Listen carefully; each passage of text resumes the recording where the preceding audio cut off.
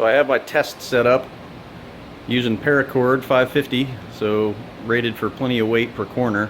The whole thing only weighs about 200 pounds. So, and then as we go up, you got each one of the lines going around, anchored into the stud, or actually into the rafters, and then going. This one was a little short, so I had to go over to the pulley to get the travel that I wanted out of the winch.